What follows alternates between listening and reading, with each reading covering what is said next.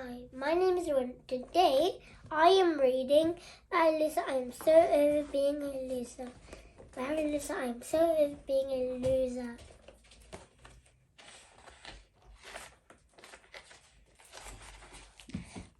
My mum's embarrassing enough just being my mum, but now she's won the stupid Fika supermarkets competition. It's even worse.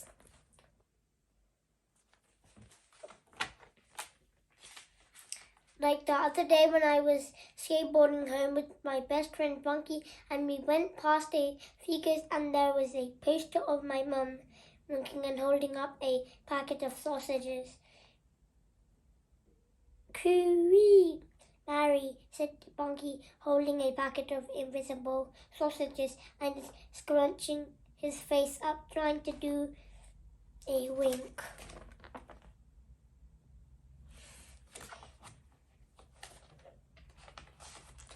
I rolled my eyes and they landed on another poster of my mum, wiggling her bum in a pair of Fika's jeans.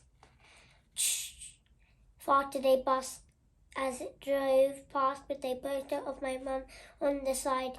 She was sticking her tongue and putting a Fika chocolate distinctive.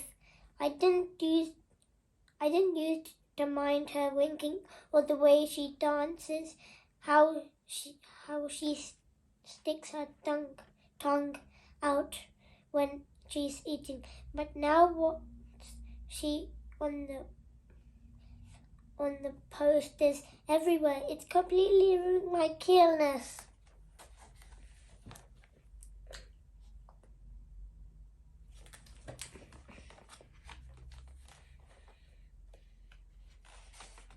I picked up a snail that was having a little drink of a puddle and went to throw it at the poster of my mum winking, then changed my mind because I'm not a snail murderer. There you go, Snaily Poos, I said, taking him onto my mum's bum and pattering him on the shell so his whole head disappeared inside it. See you tomorrow, Road, I said when we got to Bunky's Road. I was just about to do my goodbye face that makes Bunky wee himself with laughter when I spotted Nancy working standing outside Bunky's house.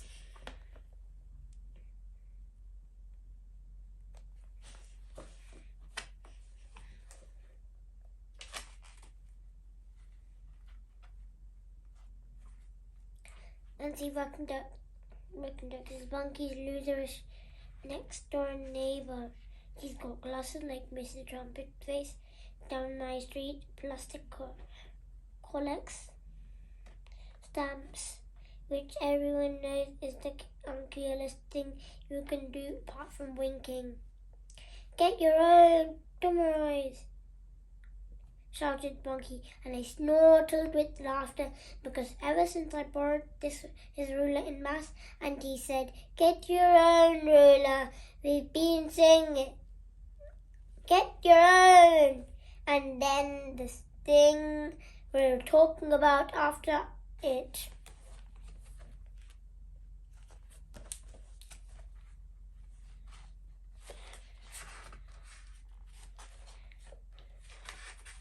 I was still snorkeling as I rolled up to my front door and saw my mum through the kitchen window holding a tin of chopped tomatoes like she was in one of her adverts. Cooey, Barry, she mouthed, doing a wink, and I stopped laughing and wished I wasn't the boy whose mum was the voice of Fico's.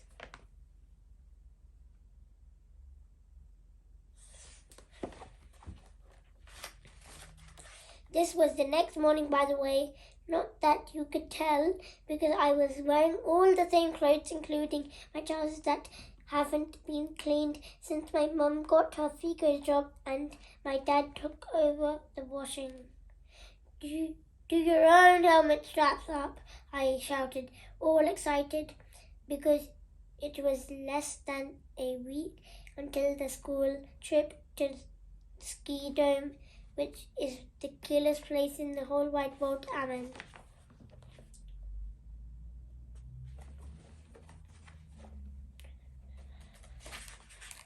The ski dome has its own hotel and indoor ski slopes with real-life snow, which was why Bunky was cycling towards me in a pair of ski goggles. Nancy Buchan was walking next to him with her trumpet face glasses on and a massive red stamped album under her arm. Huh, Mrs. Trumpet Face, what do you have in your cupboard eyes today? I said to Nancy, and Bunky did a snortle. Cupboard eyes is what me and Bunky have started calling Mr. Trumpet Face glasses, because their frames look like cupboard doors.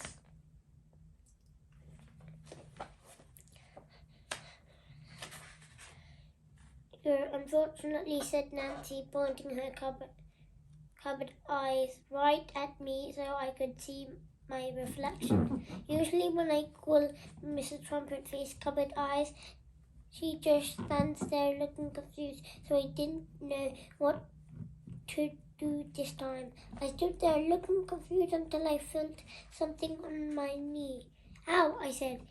Even though it didn't hurt, I looked down and thought it was a fly sitting on my trousers, eating a tomato ketchup stain. Ah, a fly! I screamed, waggling my leg around like a sausage. It's more of a sit at the moment, said Nancy, wafting her stump album at it, and the sit turned into a fly and flew off.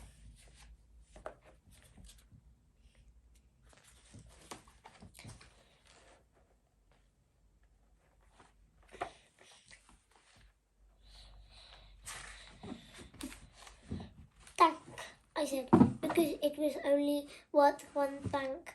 But Nancy was too busy looking at the old falling apart house at the end of my road to take any notice. I glanced up at its windows and imagined a ghost staring down at me.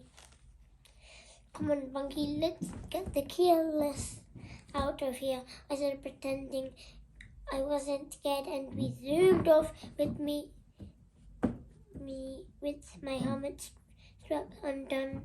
One of the bad things about skateboarding to school is that you get there really fast, which isn't good when you're famous for having a famous mom.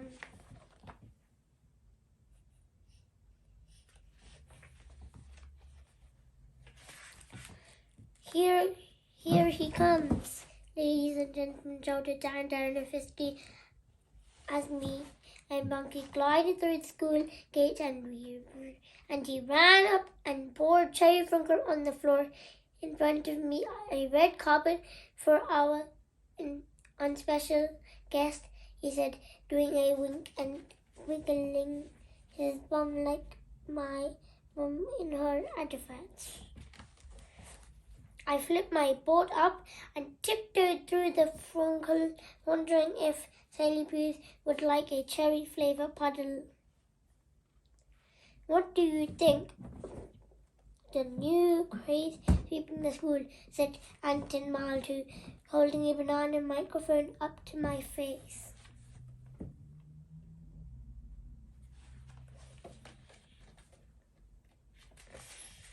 Anton has been holding bananas up to people's faces and asking annoying questions ever since he started his newspaper, The Daily Pooh. What craze, said Bunky, sticking his nose in and waggling it about. The Mrs. Loser wiggle, said Anton, and he danced around with his bum, wiggling, sticking his tongue out and winking all at the same time. Here, give us a wink, Loser, said Gaspar Pink, who was standing behind Anton with his camera. I watched them with my mouth shut and my eyes open and my palm completely still.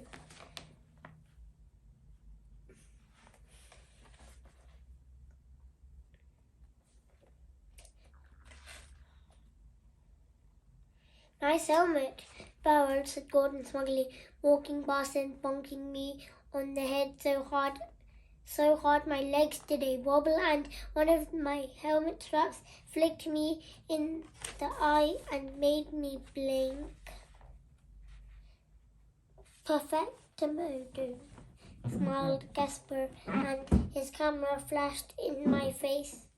Anton and Gasper were fiddling around on the computer in the corner of the classroom when I walked in with Monkey playing it kill times 10 times a million.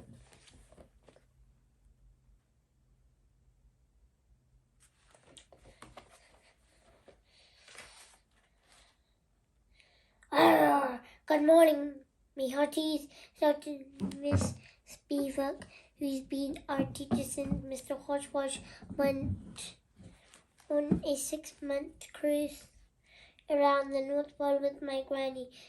There was a parrot on her shoulder, and she was carrying a sword and had an eye patch on, and one of her legs was a wooden stump. What's good about it, said the parrot, which was the only bit of Miss Beavick's outfit that wasn't weird because he's our class parrot that we adopted from Moncton Zoo when it closed down last year. Well, for starters, it's show and tell, said Miss Beavick, putting the sword down, pulling her leg out of the wooden stump. I'll go first. Can anyone tell me what this is? Yes, that's right. It's an eye patch. Who knows why parrots used to wear them? She said, all in one go.